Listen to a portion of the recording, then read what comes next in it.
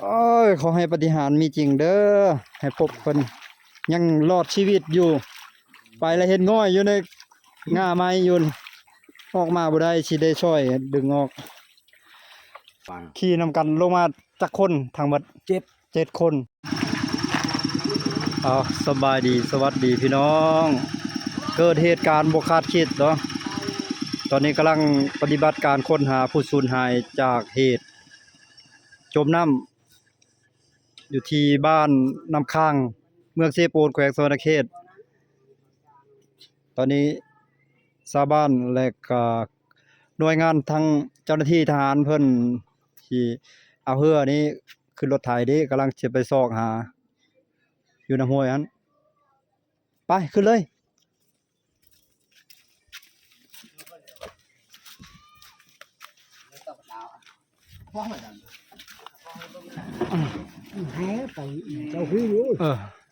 เอาน้ำออกก่อนปกติมันก็บ่ได้หนักกันนะ4 คนหามกันยังแพ้เรืออย่างเบาโอเคก็จะสบาย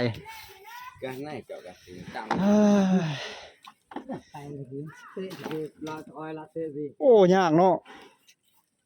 บ่อยากวิดเข่าเนาะเป็นที่ไหนจะเอาการควบลงบ่ได้บ่ควบลงหมุนมาทางนี้เนาะ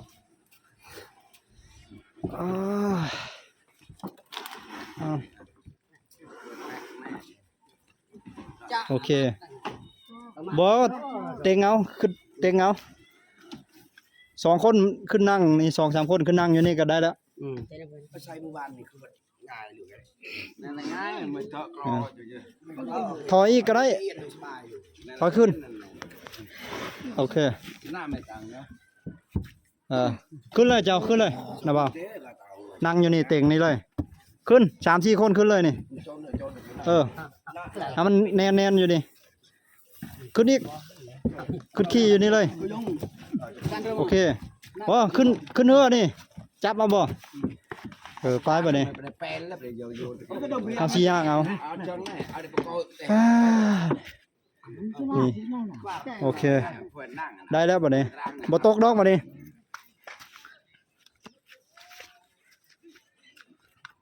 เรืออย่าง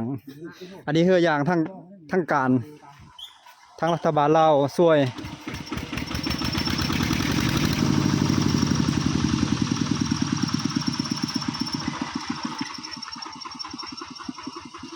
หลายวันแล้วพี่น้องเอ้ย6-7 วันนี่แหละตั้งแต่วันที่20เลยเนาะตอนวันที่20เนาะเกิดเหตุวันที่20วันพฤหัสแม่นบ่พอเลยแต่ก็ได้ค้นหาทุกมืออยู่ติทุกมือแหละหาทุกมือเนาะมื้อนี้บ่าวรัดก็สิไปหาน้ำเพิ่นเป็นบุญเอาบุญนำการช่วยเหลือคนก็ได้บุญได้ทานได้พี่น้องเอ้ยได้บุญได้กุศลอยู่ห้วยแคมบ้านนี้ไปตัดไม้เด้เนาะสาเหตุนั่นตัดไม้เฮ็ดแพร่สิค้ำห้วยหั่นค้ำห้วยหั่นแต่ว่าประชาชนโดยการไปกันมายากเนาะนำขึ้นแม่นละไปประชาชนทางนั้นดีโดยสบายไปสบายมาเนาะเอาเฮ็ดแป้งนัวโดยการเจ็บเป็นให้เรื่องแก้ไขเพิ่นนะโดยบ้านก็เห็นดีกันโดยตัดมันมีเรือดิโดยตัดมาเฮ็ดแพร่ไปหลายคนบ่ไปนะพอโอ้หมดบ้านนี่แหละไปหมดบ้านโดยเดี๋ยวเราตัดอยู่เทิงนี้แบบเราโอ้เป็นแพร่น้อยแล้วก็ขี่แพลงมาเลยโดยขี่แพลงมาแล้วเฮ็ดจังได้จมน้ำนะโอ้แพป่ะโดยแพบ่ได้จอดนี่เหมือนแบบว่าน้ำมันแห้งนี่โอ้มาหันละน้ำแห้งสาเหตุนี่มันอยู่แกงนี่มันไหลแห้งเลยเด้โดยแพก็จอดบ่ได้ยังบัดนี้น้ำกำลังมาสรุปแล้วเนาะแม่นล่ะสรุปน้ำกำลังมา น้ำก็มาเลยโอ้น้ำจนเต็มหมดเลยแถวทางเลย โอ้โตห้วยตัวนี้เคินห้วยน้ำข้างแน่เนาะแม่นล่ะวะ แมน น้ำมาแห้งน้ำหอมผู้หอมผ่ามันมาแห้งบาดเดียวเนาะ นั่นแหละ แล้ววันนี้เฮ็ดให้ครัวมันคาด ขัวมันคาดเดี๋ยวมัน ครัวสะพานมันคาด ด้วย คาดเราจึงมีแผนเฮ็ด แพร่หั้น เฮ็ดแพ้ เพื่อได้ให้ประชาชนหลายๆหมู่บ้านแถวนี้ข้ามไปข้ามมา แม่นล่ะ โดยโอ้นี่แหละบ่คาดว่าสิเป็นมือของผู้นั้นเนาะ แม่นล่ะ โอ้7มือ6มือ7มือนี่แล้วเนาะ เจ็บมือมื้อนี้ล่ะบ่เห็น บ่คล้องแล้วเนาะ บ่คล้องเห็นแล้วอันนี้ มีแต่คล้องเชียวมาเฮ็ดตามพิธีนั่นแหละนี่เนาะ แม่นล่ะ ปฏิบัติการค้นหานี่ เล็บกับมือหาหมดแล้ว ตามการคาดเบิ่งนี่อยู่ในสิอยู่ในหันบ่หรือไปเลย โอ้ก็บ่แน่คือกัน ตามคิดนี่ ตามคิดโดย ตามคิดคือว่าที่มันไปกายเลย ต้องไปกายบ่ ด้วย อ๋อ เดี๋ยวไปเบิ่งคลาสลามคลาไปทางกับบ่อยู่ชาม น้ำแห้งขนาดแม่นบ่ หูแห้งแล้ว โอ้ผู้ดาหนทาง พี่ฮอดพี่แล้วน้ำเนาะนี่ตาเบิ่งเห็ดฟอดน้ำนี่ โอ้พี่พอพี่เลย ฮอดพี่เลย วันนี้เขาไปบนทางวันนี้ก็เพียกเอิกแล้ว โดย มันทางก็ แถวนี้เพียงเอิกเลยแม่นบ่นี่ แม่นแล้วมีจะนำเลย อ๋อตุ๊มันลงเลยเนาะนี่ เออ น้ำลงเลยเด้นี่ เบื้องหน้าก็เสียหายหมดเลยเห็นบ่ โอ้ตัว มีแต่ขี้ตม มีแต่ขี้ตมหมด บ่เห็นเลยเขาหั่นน้ เออ ำน้ำเอาขี้ตมมาขี้โคลนมา เดี๋ยว โอ้ ก็เสียหายอันนี้ ทางไปจุดสุ่มเจียงตูบได้เนาะ แม่นแหละ จุดสุ่มเรือว่าตาแสงเขาเปลี่ยนเป็นตาแสงแล้วเดี๋ยวนี้ แต่แสง เป็นตาแสงเจียงตูบ แม่น อ๋อทางไป มันไปแต่มันยากๆนี่ โดย อันนี้พลนี่มันชีไข่ๆเลยได้2-3มื้อวันนี้เนาะ ขัดพลยังตกลิ้นแห้งคือตอนอาทิตย์ก่อนเนี่ยโอ้แห้งสิพิลึกแล้วนี่ ช่ว อ้าง โธ่ อันนั้นเด้ช่วงเกิดอันนั้น โดย ทุกปีกาฝุ่นในบื้อๆนะ โอ้โอ้เบิดเลยหน้านี่เนาะเบิดเลยโอ้โอ้โหฮิ พวกไอ้น้องทหารเพิ่นก็หลายคนมา โดยไอ้น้องทหารก็มาช่วยหลายเนาะ โดยทหารตำรวจเพิ่นก็ ทหารตำรวจมาหมด โดยแต่เข้าบ่ป้าบ่ทิม โดยอ ทหารเพิ่นก็บ่ได้ป้า ทหารตำรวจเจ้าหน้าที่มาหาช่วยทุกมื้อ โดย อ๋อ แล้วก็พระทางบ้านนี่เขาบ่ได้ป้าคือกัน โดย ไปก็บ่ได้ป้า เออ กันที่กันนะบ้านคือบ้านปะงา โดย บ้านปะงากับตัดแท้ปูนก็คือกัน แล้วบ่บัดปางาก็เฮ็ดแล้วบ่ แล้วมันมีแค่ไปแล้วไปง่ายเลย แต่บ้านเฮาก็เฮ็ดแล้วบ่แพร่บ้านเฮา แล้วเขาให้ เรียบร้อย เรือเล่มหนึ่งเลยดิ โดยอ๋อ มีเรือเลยดิเรือใหญ่นะ ขัดเทิงให้เฮือเล่มหนึงเลย โดย อ๋อบ่แม่นว่าเล่มสีฟ้านี่ต่างหากว่าตัวนี้ อันนี้ฮะต่างหาก อ๋อเล่มนี้ต่างหากเนาะ มาช่วงแบบว่าสบายไอ้น้องนั่น โดย ที่เรือ เจ้าหน้าที่ไปรอหาร โดย จะเล่มที่ว่าขัดเทิงให้หันใหญ่กว่านี้บ่ แง่กูนี่นะ อ๋อโอ้จุดแปดลาบคาบเบิดแถวนี้น้ำเฮ็ดเนาะ ตามแล้วตัวนี้ นี่วังนี้หวยตัวนี้เนาะ โอ้ยตัวนี้นะ จุดบังเกิดเหตุบ่ได้พอ มันนี่ วังนี้ ดู โอ้ มาไอ้จะไปบ้องมาบันนี้ฮะ ไปเบิ่งจักว่าเห็นฟูหรือบ่จังเอาสาธุให้เห็นไวๆเด้อพี่น้องเด้อ ก็ให้ไว้ก็เฮาก็ได้บุญ โดยแม่นแล้ว อันนี้ก็ ไปนี่ให้เห็นเลยได้สบาย บุญเติบอันนี้ โดย บุญหลายเติบ ที่ต้นชาวบ้านหาทุกมือเนาะเจ้าหน้าที่มันก็หาทุกมือ ราชเจ้าหน้าที่เพิ่น แม่นแล้ว เพิ่นก็เอาบ่ได้ปะอีกแล้วเขามาผู้มือ โดย มา4-5คนคันบ่ได้ค่าเวียกหยังก็ละค่าเวียกก็ได้2-3คนก็เขาบ่ได้ปะเขามานำประชาชนคือกัน โดย บ่นี้แหละเขาได้ว่านำถ้ามันนำเกี่ยวเห็นบ่มันมีทุนนี่ โดย มีแต่แห้งหมดเลยนี่ ที่ดินทรายมาเต็มเบิดแถวนี้เนาะ โอ้เต็มหมด เบิ่งหอยน้ำพัดก่อไม้ก่อไผ่แปลนเปิดเบิดแถวนี้ โอ้เงาไม่ก็น้ำมันลงถ้าน้ำบ่ได้ลงก็ฮอดบ้านพุ่นเลยบ้านเฮาก็ท่วมคือกัน โดย นี่มึงอะไรนะ จุดเกิดเหตุ ก็แบบว่าเราป้าแพ้พวกนั้นนี่ โดย เราลอยมาลอยแล้วก็จุ่มบาดเดียวเลยดิ โอ้ ขี่เหือกกับในบ้านนี่ แพปลาบางหันบ่ปลาแพ แพ้ฮะ โดย เราหันแบบว่าแพ้มันแห้งนี่มันจะเข้าฉลามเนี่ยเรา โดย ตูนเลยปะแพ้ฮะ อ๋อ มันในบ้านบ่ได้ปะดิ โดย ในบ้านแล้วตีนยันกับแพ้เนี่ยนี่มันเกี่ยวหันหน่อยเราก็มุดบ่มุงนี้แหละบ่เห็นเลยดิ โอ้ละมุดลิฟต์อยู่นี่ ลิฟต์อยู่นี่บ่เห็นแหละในบ้านแล้วยันแพ้แล้วไปจอดพุ่งอยู่ลุ่มพุ่นแพ้ยังจอดได้บนกอไม้ไผ่ใหญ่ฮะ โดย แล้วก็ป้าแพ้แล้วก็ลอยขึ้นบกเลยไปหาหมูเอกบัดนี้บ่เห็นนะผู้หนึงได้บัดนี้เราว่า ขี่นำกันลงมาจักคนทั้งหมด 7 คน เด้อ แต่ว่าฟังเว้านี่ โอ้มันไหลแห้งพวกนั้นละต้น โอ้โตจะถึงพุ่นแล้ว ต้นแล้วก็เท่านั้นก็ย่างเมื่อกี้นี่ก็เกือบชนแมงตายคือกันแล้ว เมื่อกี้นี่รถบ่ เราก็ผู้ย่างนะ อ๋อมื้อนั้นหันมื้อเดียวกันหัน แม่นเราจับปลายไม้ไผ่เลย อ๋อ เราจับปลายไม้ไผ่แล้วอ้ายแล้วเอาไม่เฮียแล้วก็ชัดให้เราก็จับไม่เฮียแล้วก็ดึงมา โดย หมอผู้ช่วยเขาผู้สองคนขี่แพ้ก็จับแพ้ก็แบบก็ทอดออกไม่เฮียเลย โดย มันก็ไหลไปพุ่นแพ้เลยอยู่ตรงมันยั่งแพ้ก็ยั่ง อ๋อ แพ้บ่ได้กลัวเด้แต่ว่าคนให้มันเชียร์เลยบ่เห็นเลย พวนที่ว่าหาบ่เห็นเดี๋ยวนี้ยังสูญหายแล้วมาฮอดนี่แล้วจมลิฟต์ตรงนี้เลยแล้วเนาะ แม่น คาดการณ์ว่าอาจจะยัดไปค้างอยู่แถวลุ่มพุ่นตามเพราะว่าแถวนี้แปลนมาแล้วเนาะ โดย บ่อยู่ดอกบ่นี่แปลนมาแล้วนี่ไปหาไปเบิ่งทางพุ่นอีกบ่นี่ โดยแต่ว่าเขาไป ไปเบิ่งบ่เอา ไปดูหมองก็แล้วว่า อยู่แถวลุ่ม ยังว่าข้างนั่น โอ้ แต่ข้างอยู่สลามน่ะยังอยู่สลาม บ่เอาไปบ่อนนั้นสิเอาเรือลงหั่นเนาะ แม่น อ๋อ แต่ว่า น้ำนี่คือสิแห้งขนาดมื้อนั้นเนาะ โว้วแห้งเลย ทาดๆเลยแม่นบ่ แห้งกว่านี้ โอ้น้ำหอมห้วยเนาะ แม่นน่ะ น้ำห้วยหอมผู้หอมผา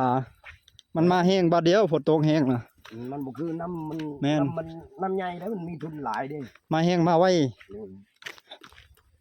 มาแห้งมาไว้เบิ่งแถวนี้จนแปดเบิดแถวนี้เนาะน้ำเฮ็ด แม่น ตอนนั้นบ่รัดขี่รถกายแถวนี้66เลยแถวนี้นะบัดนี้แปดเติร์ดอยู่นี่ มันไม่กินทราย ซ้ำทางเอาเลย อืม โอ้โธ่อายุเพิ่นจักปีเพิ่นผู้สูญหายนี่ นี่ฮะ โดย 89 ปี 18 19ปีเนาะโอ้กำลังแข็งแรง เออ เต็มแห้งเหือแดงแห้งได้แล้วหั่นเราก็ลอยน้ำก็เก่งอยู่บ่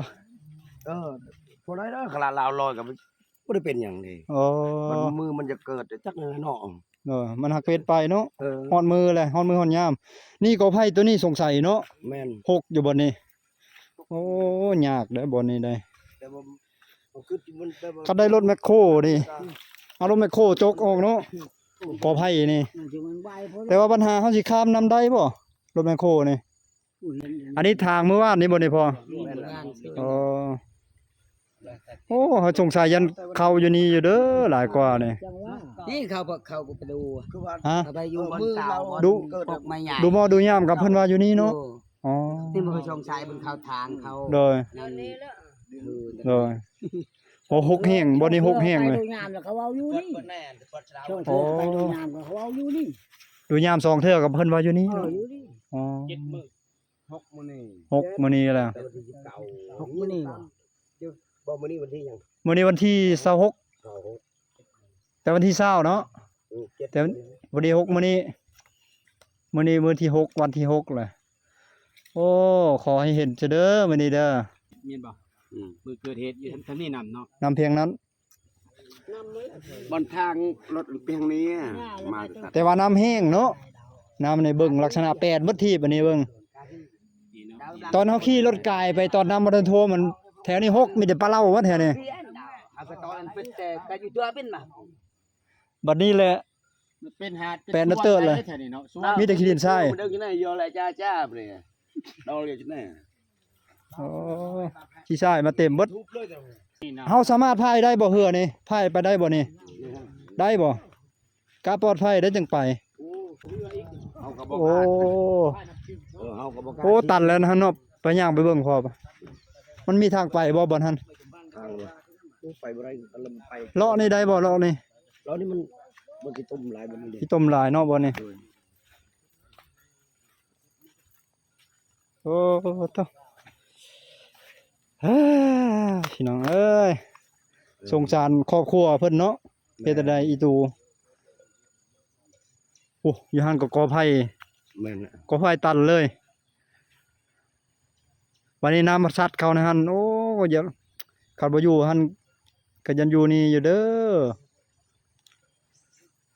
มันหลายกว่า เอางัวเฮ็ดหยังนั่นคือว่านอนละงองอยู่หั่น เป็นไง มันนอนซื่อบ่งัว โดย ไปทางพุ่นไปนี่เฮาไปทางนี้มันแปลกนั่งอยู่บนเก้ามันบ่เห็นได้ มันต้องได้เลาะเบิ่ง เลาะมัน แม่น เลาะแต่ว่าบ่เห็นน่ะต้องเฮ็ดได้เนาะ แม่นละหาสุดความสามารถนี่แหละ โดย เฮาบ่มีอันนั้นโอ้ก็มี นี่คือน้องว่ากับบอลนา อ๋อเฮือแพนะไหลมาพี่เลยแพนะ มันไล่เลยอันนั้นเด่นในบ้าน เด้อ ในบ้านป้าแพ้แล้วก็ลอยขึ้นไปพุ่นแล้ว เด้อ สองทางแล้ว อ๋อในบ้านจะขี่แพลงฮอดพี่ได้เนาะ แล้วมัน ระบบป้าแพ บ่ป้าแพ้เราก็2 บาท 3 บาทกินน้ำ โดยโอ้เวลาเพิ่นสูญหายครับเราป้าแพ โดย แล้วถึกน้ำดูดลง โดย โอ้นี่เห็นเสยเด้อเจ้าที่เจ้าทานปล่อยให้เพิ่นขึ้นมาซะได้ทางบ้านเพิ่นก็มาหาเพิ่นเมื่อยแล้วเจ้าที่เจ้าทานก็ซอยให้เพิ่นเห็นซะได้มื้อนี้ได้มันเป็นห้วยน้อยห้วยที่ว่าแคบๆนี่แหละจึงเป็นปัญหาในการซอกหาเนี่ยแล้ววันนี้พัดกบให้ตัวนั้นก็ติดกันเลยนี่หุ้มติดกันเลย โอ้ที่ยากกันก็มีชุดดำน้ำก็โอ้จักสีดำแบบใดนี่จักสีดำแบบใดน้ำมันน้ำเป็นแบบนี้แล้ววันนี้มีกอไผ่หลายนี่นะพี่น้องเอ้ยพี่ตนครอบครัวเพิ่นเนาะผู้นี้ยังทันได้มีอ่ะบ่พอ ยัง โอ้ยังเป็นผู้บ่าว ยังโสด ยังโสดอยู่อายุ18หา22บ่ประมาณบ่ มุง ประมาณนั้น ประมาณ อ๋อพ่อแม่เรายังบ่ เนี้ย อ๋ออ้าวน้องเอ้ยมาเบิ่งรอๆกันที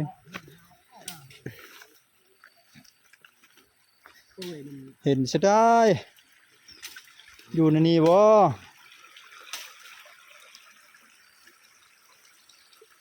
เพียงเอิก จมน้ำมันเนาะ มันว่าจมน้ำ ว้า บน ว ทางเลย น้ำเบอร์ทีบ่แดน วางแล้ว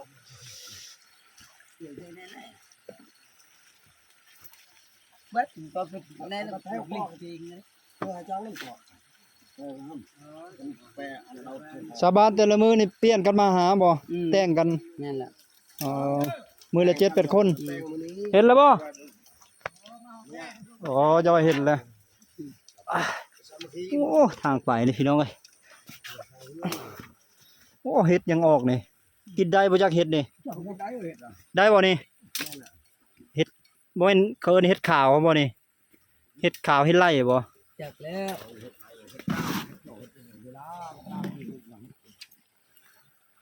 อยู่นี่บ่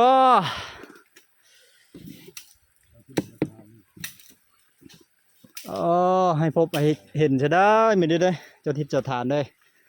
อย่าชุดได้เสื่องอย่าช่วยได้ดึงไว้ได้ทีมนั้นไปก่อนเลย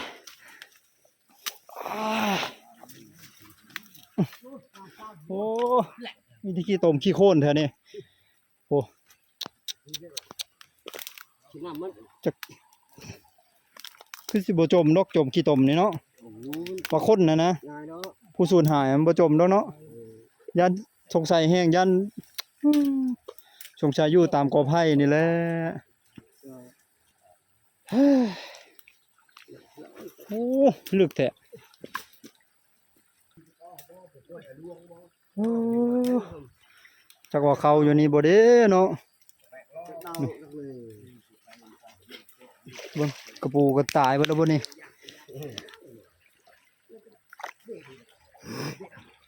ยังเลยกระปูขี้เล็ก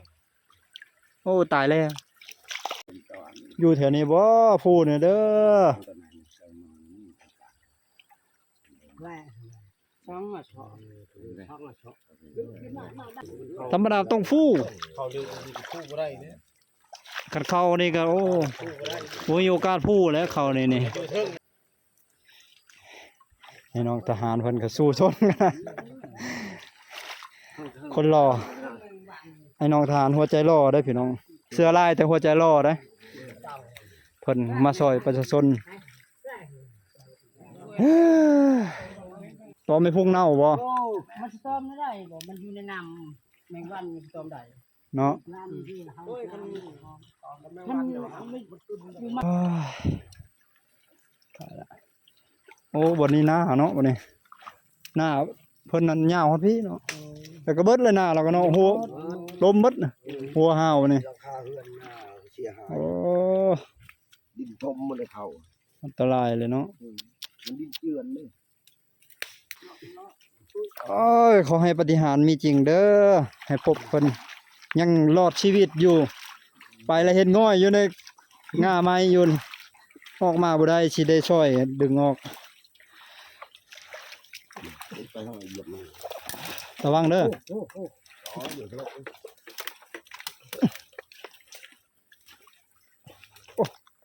บ่เราเลิกลีโนขี้ตมนี่ขี้โคนเลิก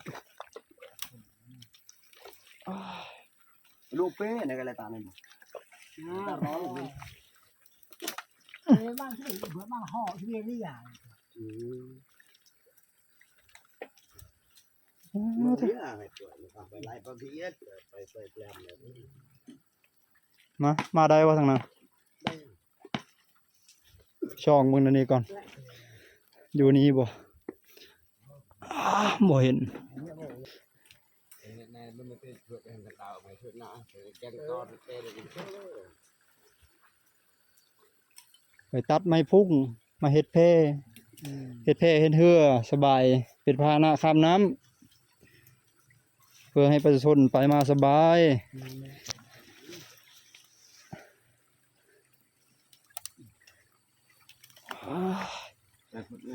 เป็นต้นน้ำนี่แน่น เดี๋ยวนี้มื่นได้ระวังเด้อมันมื่นได้นะ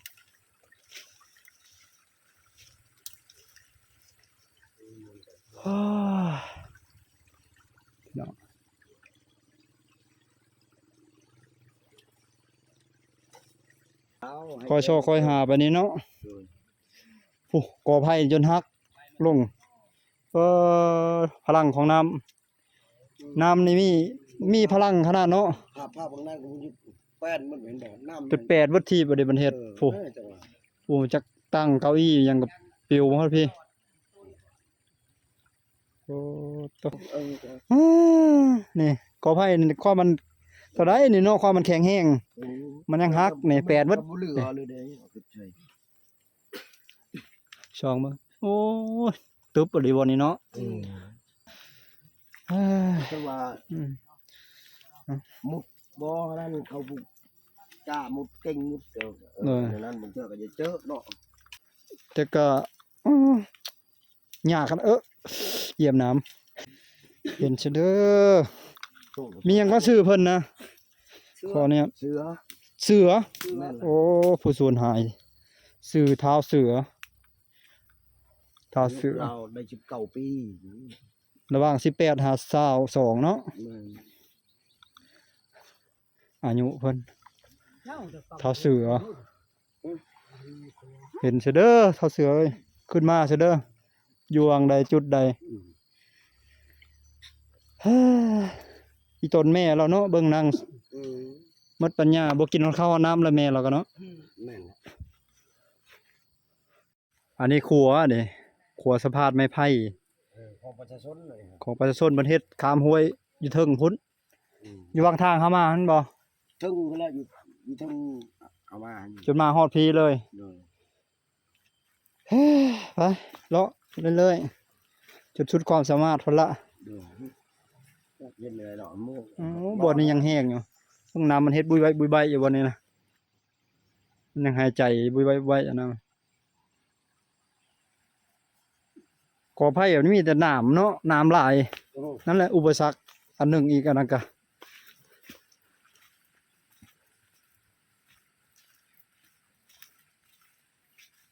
แถ แถวนี้มันมีตัวทากนำเนาะ นี่ เจ้าเอิ้นหยังว่าเปลิ้มบ่ เริ่ม เปลิ้มภาษาชนเผ่าเอิ้นเปลิ้มภาษาชนว่าบลูเอิ้นว่าเปลิ้ม เริ่ม ภาษาลาวเอิ้นว่าตัวทากบ่ฮู้ว่าทางประเทศไทยทางนั้นสิมีบ่คือสิมีเนาะ นี่ เพิ่นนี่อยู่ตามภาคพื้นดินเด้เพิ่นนี่อยู่บัดซุ่มๆบนซุ่มๆเย็นๆมันมักอยู่ อยู่กลางน้ำมันก็มีปิ้ง บัดไปเขตพุ่นละวิ่งละเอิ้นบัดอยู่ตามมันใบตองอันนั้น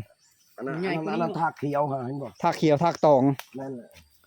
เริ่มใหญ่ตัวนั้นรุ่นใหญ่ตัวนะ รุ่นใหญ่ขึ้น อยู่ตามใบตอง เวลาเขาย่างนี่ญาติลงใส่แล้วนะ อันนี้ก็ ให้มันญาติลงใส่มันเต้นลงมาใส่แต่ใบไม้ปั๊บดูเลือดเลยเพิ่นนี่ อืม ลักษณะหุ้มห้างของตัวทากนั่นคือกันกับปีงนั่นแหละพี่น้องเอ้ย หรือว่าจะคือกันกับตัวบงคืบบงอันนั้นแหละเวลามันไปมาเฮ็ดกระดึบไป เลือกแค่ นี่เด้นี่พี่น้องนี่ตัวทากนี่ตัวการแล้วนี่นี่เห็นบ่พี่น้องเห็นบ่นี่นี่มันไปเห็นบ่จับขาเบ้าลัดเลยดิเงียบคันปล่อยให้มันดูดนี่ก็โหถ้ามันดูดเลือดเฮาอิ่มนี่ก็จนซ้ำไม่ทู่พอได้จนซ้ำไม่ตะเคียบพอแล้วมันใหญ่ฮะ แค่ลาบุอันนี้ ฮอดพี่เลย ที่แค่ไล่มาดูก็พี่ โอ้เขาเจ้าขี้แพ้อันนี้มันบ่มื้อนั้นหั่นแพ้ตัวนี้เป็นแพ้ไม้กระดาษเนาะบ่แม่น ตัวนี้ แค่นี่ก็ตก มาค้างอยู่นี้ ดัง โอ้แพ้ไม้ไผ่ไม้ฟุ้งไม้พางไม้เฮียคิดว่าตัวนี้มันหยังนี่เขาเฮ็ดครัวหั่น เอาให้ครัว เครื่องเฮ็ดครัวหั่น ครัวนั่น ไหลมาฮอดพี่เลยอันนี้ก็กระดาษเขาเทปูนแม่แบบเทปูน เขากำลังก่อสร้างครัวอยู่เทิงก่อสร้างครัวก่อสร้างสะพานท่านได้แล้วนำมาเฮ็ดก่อน แค่มันตาย แบบสู้ไปกันสิว่าแล้วกันเนาะสู้ไป มาค้างอยู่นี่แพนี่ตัวนี้คันสิว่ามันทันได้สำเร็จรูปนะนี่นะกำลังตัดมาไม้ยังเป็นมัดอยู่ นั่น มาและสิเอามา นั่น เฮ็ดอยู่พี่เนาะ เอาให้อยู่พี่ มาเฮ็ดอยู่ท่าน้ำพี่แผนการ มันบ่ทันได้สำเร็จแต่มันเกิดเหตุก่อนไม้เขาเจ้า7คนนะไปตัดนำกันนี่เนาะ ท่านนะครับแบงค์นึงจำลำ ยิงผู้เบ้าเด้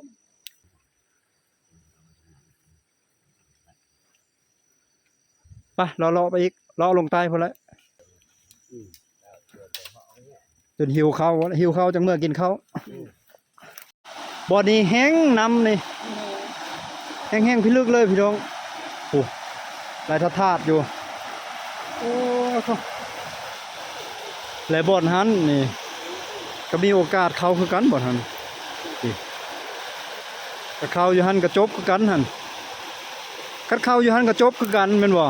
ออกบ่ได้คือกันอีกเข้าหันก็โอ้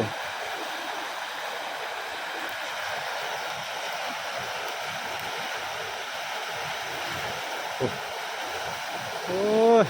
น้ำอันตรายเลยไว้น้ำข้าง บ้านน้ำข้าง เขตชนบทของเมืองเซโปนแขวงสะนาเขต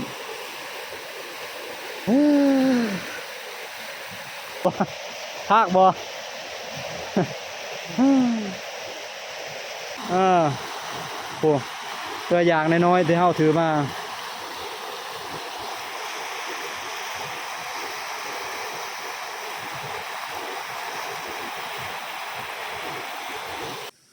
คันมีรถแมคโครอยู่ฝากเมืองนั้นนี่กว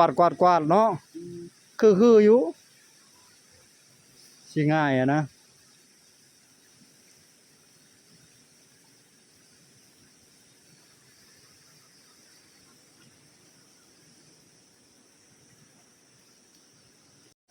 ตอนนี้ได้กินร้อยมาแปลกๆล่ะพี่น้องเอ้ยสงสัยยันอยู่แถวนี้บางเทื่อ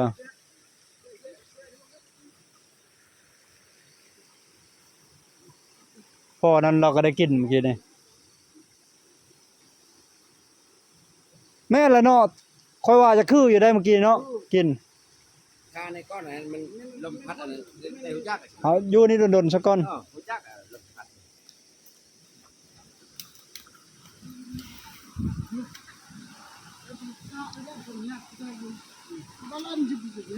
คือข้างในนั้นเมื่อกี้นี่เนาะลมพัดมาแล้ว คนร้อยรถ ร้อยรถมันบ่ตามเจ้าขึ้น ผมเคยกิน เออเออแม่นแหละ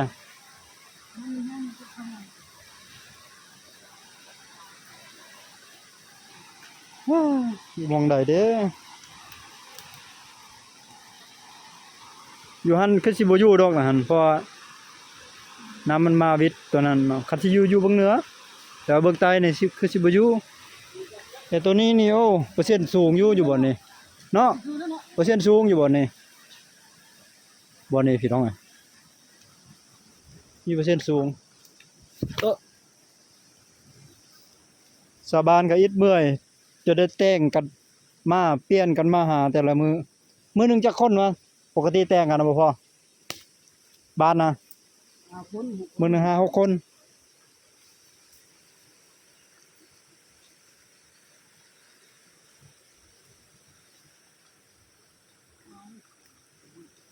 เอ้ย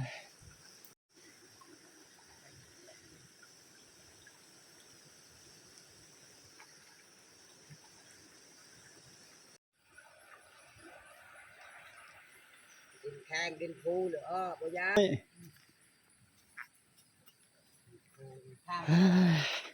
ตายเนาะเจียนไปก็ล้ม แม่นควัดไปก็ล้มเลยนี่ เราปีนบ่เจ้า แม่นเห็ดป่าโอ้ตัวบางเทื่อกินได้เห็ดนี่เด้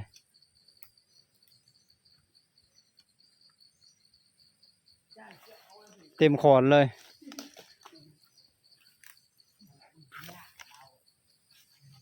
แถวนี้แห้งหก จะตอกเริ่มแน่ลอยในที่แล้ว โอ้ไม่ยังอันนั้นแบบนะ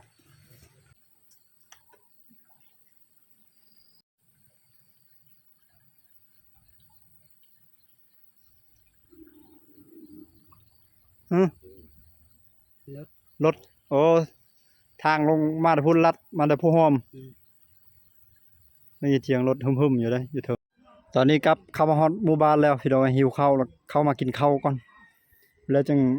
วางแผนกันใหม่ว่าสิเฮ็ดจั่งใดเพื่อนหลังนี้ก็มีคนเสียชีวิตแต่ว่าเป็นเด็กน้อยที่เกิดใหม่อายุ1 เดือนพี่น้องเอ้ยนี่เพื่อนหลังนี้เสียชีวิตวันเสาร์นี้ก็แสดงความเสียใจนำเด้อ เดี๋ยวซอกหากินข้าวแล้วจังวางแผนกันอีกเทื่อนึงว่าสิเฮ็ดแนวใดต่อค้นหาแบบใด